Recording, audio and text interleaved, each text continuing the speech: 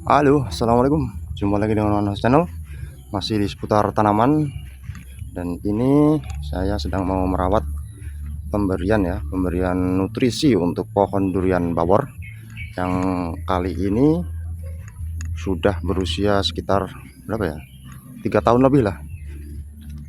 Kondisi daun sangat baik ya, sudah mulai hijau pekat karena beberapa bulan terakhir ini saya melakukan perawatan yang lumayan intens ya. 2 minggu sekali saya melakukan penyemprotan terhadap hama-hama daun seperti kutu kebul tuh yang sering nempel kalau masuk musim kemarau ya. Musim kemarau tuh sudah mulai menempel di ujung-ujungnya. Saya melakukan perawatan penyemprotan foliar insektisida menggunakan kadang abasel, kadang menggunakan curakron, pokoknya insektisida yang berfungsi untuk memberantas hama-hama pada daun dan juga batang pada tanaman, terutama penggerek batang ya, karena di sana pohon durian yang agak besar sana, durian montong kemarin itu sudah agak terlambat sebenarnya, tapi ya semoga masih ada kemungkinan untuk selamat setelah penggerek batang menyerang batang utamanya.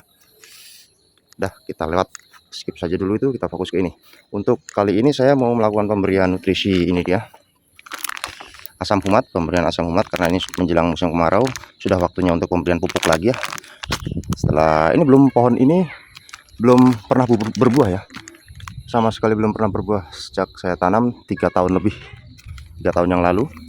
Dan rencananya musim depan ini akan saya program untuk melakukan pembuahan, yaitu dengan treatment pemupukan apa ya, belibet ya, dengan program pemupukan biasa saja, pupuk happy lah istilahnya, pupuk yang simpel-simpel. Saya kurang tertarik dengan yang namanya paklo, bukannya kurang tertarik tapi agak sedikit riskan kalau salah caranya, nanti malah bisa berbahaya bagi tanaman itu sendiri.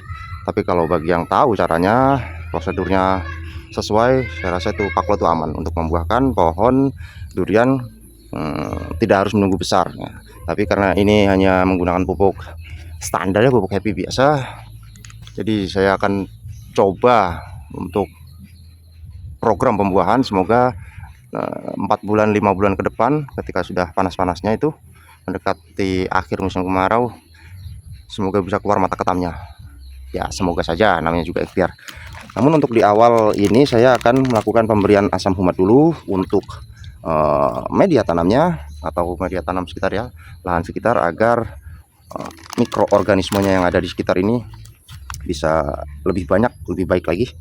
Saya menggunakan beberapa sendok saja untuk asam fumat bubuknya ini. Asam fumat ada yang berbentuk cair, ada yang juga yang berbentuk bubuk seperti ini ya. Jadi ya tergantung dia orang itu dapatnya yang seperti apa, tidak harus cair ataupun tidak harus bubuk. Bahkan di video saya sebelumnya juga saya pernah membuat sendiri asam fumat dari eceng gondok. Kalau kalian ingin melihat cara pembuatannya bisa dilihat di deskripsi ya, linknya saya letakkan di situ jika kalian mau melihatnya cara pembuatannya.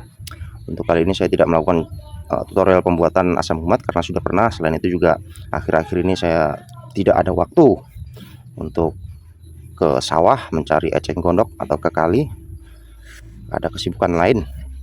Jadi untuk simpelnya saya menggunakan asam fumat hasil beli di toko online, karena hasil dari pembuatan racikan asam fumat yang saya buat dulu juga sudah habis. Sebagian saya berikan ke tanaman anggur, sebagian juga ke tanaman pohon durian ini. Nah, diaduk-aduk aja sekitar 2 atau 3 sendok sudah cukup lah. Untuk kadar air 1 ember ini mungkin sekitar 15 atau 20 liter ya, kurang lebih seperti itulah. Namanya pemberian seperti ini tidak bukan apa namanya, bukan hal yang mengerikan untuk tanaman, dalam arti karena ini berfungsi untuk membiakkan atau menyehatkan media tanam. Selain itu juga untuk mempercepat proses penyerapan nutrisi yang akan kita berikan nantinya agar bisa diserap oleh tanaman. Kita perlu juga menyehatkan media tanamnya. Jadi asam fumat ini saya berikan mungkin sekitar 4 bulan sekali atau setengah tahun sekali, telat-telatnya ya. Yang jelas 1 tahun 2 kali saya berikan. Langsung saja setelah diaduk-aduk kurang lebih penuh seperti ini, siram-siram saja di area sekitar media tanam. di bawah tajuk tanaman tentunya ya. Tempat yang dimana nanti kita akan memberikan pupuk pembuahan, dimana pupuk pembuahan itu nanti akan saya bahas di video selanjutnya, karena saya masih menunggu dulu. Karena setelah pemberian asam humat ini saya akan menunggu beberapa hari mungkin, agar apa ya efektivitas dari kandungan asam humat ini bisa bekerja terlebih dahulu di dalam tanah. Setelah itu baru saya berikan pupuk happy. Oh iya, tentunya kalau bisa ada baiknya sebelum memberikan pupuk ataupun penyiraman asam humat seperti ini ataupun nutrisi-nutrisi lain, area sekitar tanaman utama atau batang pohon durian ini dibersihkan terlebih dahulu ya. Memang agak sedikit apa ya, melelahkan sih memang, tapi bagaimanapun juga itu adalah hal terbaik agar nutrisi yang kita berikan itu bisa efektif terserap oleh pohon durian ini, bukan diserap oleh bukan diserap oleh gulma. Nah, seperti ini kurang lebih pemberian asam humat ke media tanam agar tanahnya lebih hidup, lebih subur, lebih sehat, mikroorganismenya juga lebih banyak berkembang biak untuk mengekstrak pupuk yang kita berikan nanti, agar bisa lebih cepat diserap oleh tanaman. Tentunya tidak hanya asam humat saja, pupuk organik juga sebenarnya lebih bagus kalau diberikan ketika musim seperti ini. Namun kali ini saya belum ada stok pupuk organik, jadi ya penggantinya saya menggunakan ini. Ini saya dapatkan dari salah satu teman yang berjualan nasi goreng ya. Jadi kulit telurnya saya minta untuk dikumpulkan lalu saya tumbuk seperti ini. Kalian tahu kan, ini namanya kulit telur. Seperti yang sudah kita ketahui bahwasanya kulit telur ini mengandung kalsium, mengandung banyak kalsium. Hanya saja jika kita taburkan seperti ini di media tanam, dicernanya oleh oleh pohon itu lumayan lama. Kadang juga ada yang bilang lama untuk bisa diserap kandungan kalsiumnya. Tapi tujuan saya semata-mata tidak hanya untuk diserap seketika itu, tapi karena saya ingin menabung nutrisi di sekitar media tanam pohon ini.